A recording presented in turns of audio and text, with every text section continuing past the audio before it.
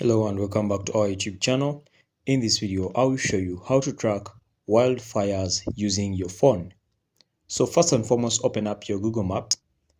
And now I'm going to be tracking wildfires in USA. So on my Google Maps, I'll search for USA. Okay. All right. So after searching for USA, I'll then come over here and then tap on that. As you can see, USA is located here. Alright, so now to check for the wildfires or to track for the wildfires in USA, I'll tap on this icon here. And then when I tap on that icon over here, you can see wildfires is over here.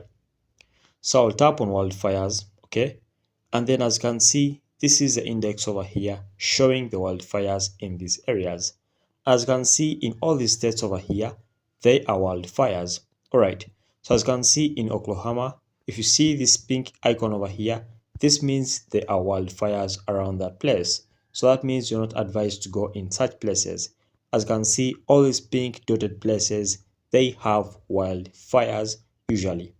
And as you can see in the south, it's extreme. Okay, so that's how to track for wildfires using your phone. Thanks for watching, guys. We shall meet in the next video once again.